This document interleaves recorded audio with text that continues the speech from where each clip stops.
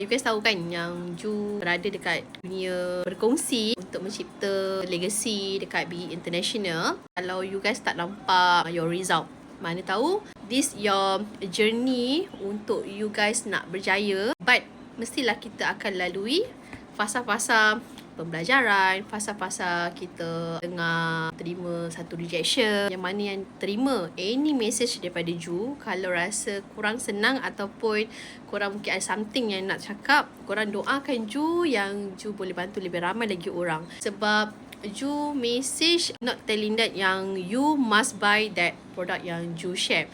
Macam semalam kan, Ju share something yang orang datang dekat Ju memberi harapan yang something yang maybe this product BE International dapat improvekan kesihatan. Bila kita dapat message tu, kita rasa macam kita dapat tolong seorang. Hati kita macam berbunga-bunga tau. Macam you guys dapat sejambak bunga daripada pasangan apa semua kan. Let's say kalau you guys tak berkenan dengan my message, doakan Ju juga Ju berjaya kat BE ni, dan Ju memang buat sebab my tanggungjawab. Kalau you guys rasa perlu, you guys boleh saja kata saya tak nak, bawa masa saya tengah mencari and ada kawan yang perlukan, bagi tahu dengan Ju supaya Ju boleh bantu walaupun korang tak nak. And something like macam Ju share untuk korang dapatkan that info tu, mungkin benda ni memberi manfaat kepada aku dan kawan-kawan kita juga. And sometimes kita tak perlukan lagi. Kita kata kita macam pernah dengar lah pasal Alora, tapi dekat mana oh rupanya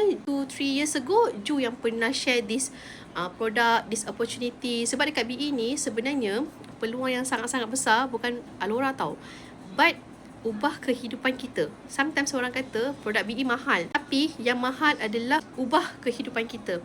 Guys percaya tak, bila daripada kata produk tu mahal, sebenarnya kita boleh transformkan that benda yang mahal tu boleh memperkayakan hidup kita sendiri, which is kita sebenarnya boleh juga memberi inspirasi kepada orang, dan diorang pun dapat income. Diorang daripada B40, diorang boleh keluar daripada kelompok kemiskinan, dapat improvekan lagi kesihatan diorang, dapat juga jana pendapatan, dapat bantu orang lain. Bila korang dah try produk, sebenarnya korang dah step pertama dekat BE ni. Tak perlu nak kena pandai, tak perlu nak kata macam banyak sangat kan, untuk kita invest. Tak, dekat BE tak perlu. Tapi you kena jadi seorang pengguna dahulu. Cuba produk, cuba any produk like macam Nextbio ataupun Alora Pens, ikut kepada kemampuan anda.